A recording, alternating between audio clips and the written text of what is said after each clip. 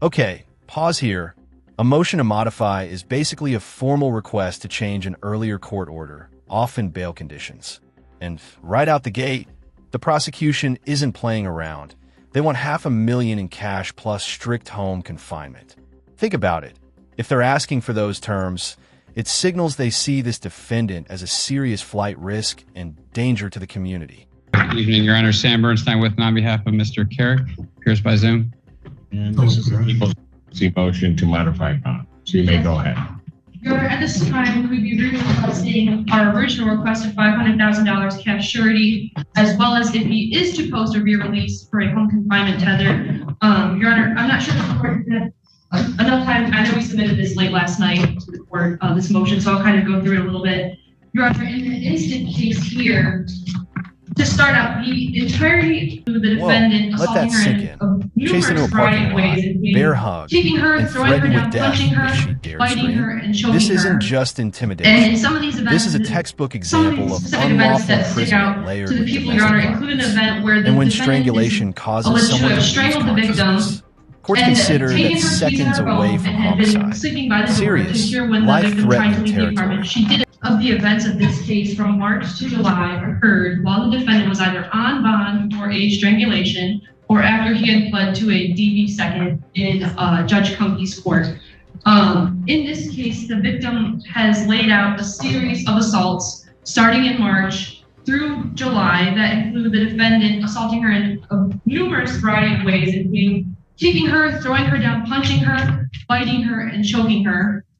And in some of these events, some of these specific events that stick out to the people, Your Honor, include an event where the defendant is alleged to have strangled the victim and taken her keys and her phone and had been sleeping by the door to hear when the victim tried to leave the apartment. She did attempt to leave the apartment. He then chased her down out in the parking lot, bear hugged her, and then told her that if she were to make a scene. Notice the pattern? This isn't an isolated mistake. This is escalation. Prior domestic violence charges, violating bond, new assaults while cases are pending. It's like every warning sign is flashing neon. Here's a question for you. At what point should bond even be on the table for a repeat offender showing zero respect for court orders? He would, I'm sorry, Your Honor, the correct quote that she was stating, that if you make a scene or you scream out, I'm going to effing kill you, and then told her to get back into the apartment. Your Honor, after that, I also have concerns that at one point she was strangled to the point of unconsciousness, which in our eyes is mere seconds away from death, and she did have to go to the hospital and get treatment. Your Honor, along with this report, there are numerous images of injuries that she sustained, including bruising to her arms, bite marks, bruising on her neck, as well as a extremely large, I would say, I guess, bump on her forehead from these assaults from this defendant. He has threatened her numerous times throughout this case. In one of the points where he was strangling her, he told her she wasn't going to see her children tomorrow. She's had a black eye from this defendant. I also have concerns in this case that it occurred while he was on bond. He has a previous history of domestic violence, and in one of those cases back from 2023, he had picked up a case of domestic violence with a victim. While on bond for that case, he saw her at a bar and assaulted her again for that case. And in that specific case, the assault that he did left bruises on this victim. He had put his hand around her neck and a pillow over her face during the course of the assault. And she was so afraid and traumatized from this assault that she had fled the apartment the following day and then fled the state. And then continuing on in his criminal history, he just pled in a case for a DV second, which includes pretty similar behavior of strangulation and domestic violence. He's continuing this pattern of aggression and abuse towards women, and it seems to be escalating in this case, which has led to these charges of unlawful imprisonment, GVH strangulation, as well as domestic violence in numerous instances. I have great concerns. I also have concerns that in this police report, she also alleges other violations of bond of him being at bars, drinking, which was against his conditions of bond, and that also matches what the victim impact statement was in Judge Cumpy's court, that she saw him at this specific bar that the other victim mentions he was at that time. I mean, I have great concerns that he cannot follow court orders. He is a danger to the women around him and a danger to the community. I mean, he continues to not follow court orders, assault women, And I have extreme concerns for the community's safety as well as just women in the community in general, given his behavior. He cannot follow court orders and continues his pattern of aggression and abuse against numerous women. He now has 3 different victims of domestic violence against him. It is a pattern of behavior that's extremely concerning to the people. And I believe our request of $500,000 cash surety as well as home confinement is helping to protect the women of our community from his abuse and aggressiveness towards him. I'm sorry. Yes. Was it yesterday this defendant was sentenced? He was sentenced, Your Honor, on Tuesday. On Tuesday. To domestic violence second offense. This report came in on, I believe it was made on Monday. We did not receive it till that morning / afternoon on Tuesday.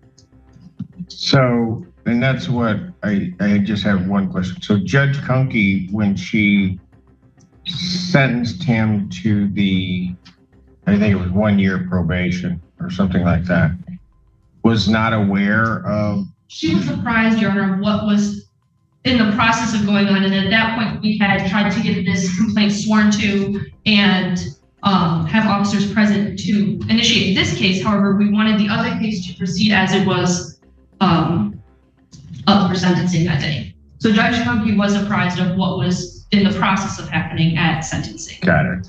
Okay.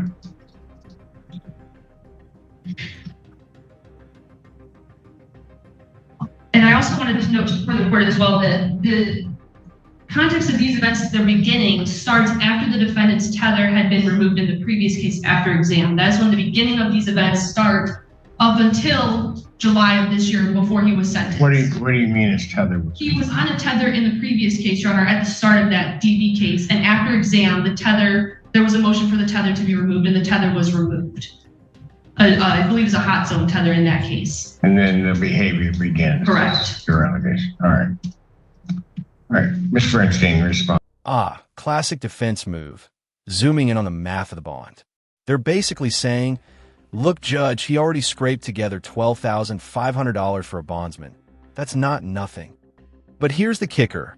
The issue isn't just money. It's about whether bond conditions can actually keep the community safe from someone who allegedly escalates the minute restrictions are loosened. One thing I want to point out, Your Honor, is that in the emergency motion, it states that the magistrate gave Mr. Carrick a $50,000 cash or surety bond. That's not actually what the bond is that the magistrate gave. He gave a $500,000 bond with a 10% privilege. And there is actually a significant difference between the two in terms of the amount of money that is required for him to get out. So at this point in time, he posted the bond, which required paying a bail bondsman $12,500, which he can't get back. And so the bond that's posted for him right now is $125,000. So it's not an insignificant amount by any means, and it's much, much more than what would just be a $50,000 cash bond. So what you're saying is the bond is set by he's posted? It's posted, Your Honor.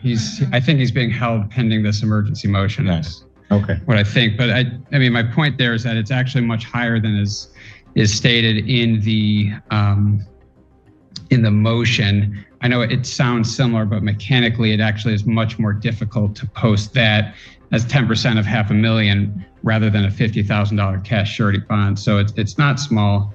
At the arraignment yesterday, Magistrate Odetella did say that he had participated in the swear-to. He had heard everything that has been said now. He had also reviewed the bond recommendation form as well. So there hasn't been anything stated that's different than what was given to Magistrate Odetella yesterday. And nothing has changed since then as well, Your Honor. Submit to the court that the bond in place is actually quite high, and it's not an abuse of discretion to give that type of bond in that amount. It's not a low amount by any means. It's different than $50,000 cash or surety. It is a significant bond, Your Honor, and I don't think Magistrate Odetella abused his discretion in setting that bond. But he was on bond at the time of the occurrence of this offense, correct? That's the fact pattern, Your Honor. Yeah. Okay. And Your Honor, there is one more thing I wanted to add as well. I know it came up in arraignment about the timing of the report, but I did want to say in the report, the victim states to officers that she had come in to report this because of her daughters and her children, and that she cared about the defendant as a person, but was terrified of him and what he's done, and did not want her daughters to have to go through that as well. And that's why she came forward. It wasn't with malicious intent. Anything else, Mr. Murphy? What I would ask the court to take into consideration if the court is considering raising the bond at this juncture is that he has committed significant reliance on the bond as it was given yesterday. And so we'd ask the court to please take that into account when considering a bond at this point in time. The concern that I have is that he's on bond for a domestic and this occurs. I'm also concerned that the defendant seemingly gets off a tether and then the behavior begins to escalate, which is, I think, in a certain respect. Did you catch that? The judge is calling out the 10% privilege.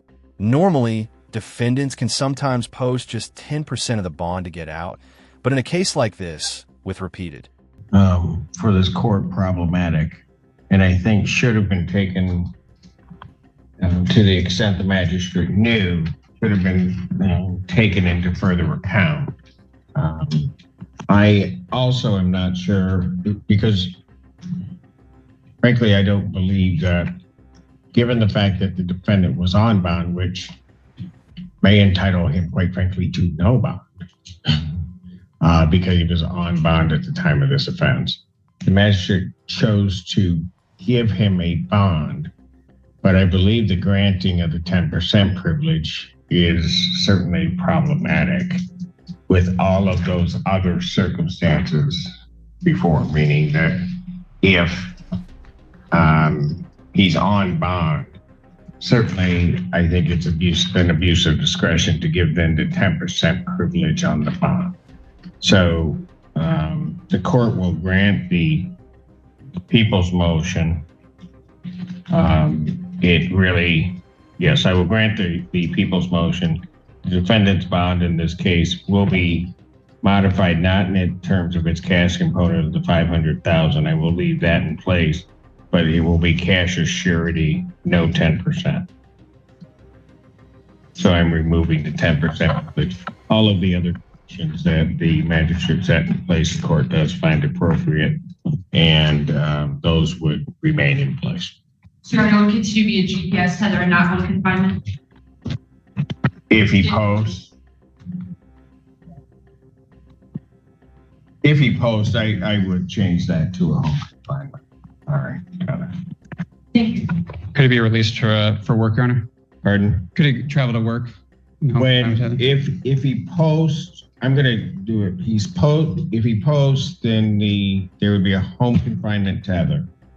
I will certainly take a look at what the work schedule is. I doubt that there would be agreement between the parties as to what that work is. But if he has a regular work schedule or however that is set up,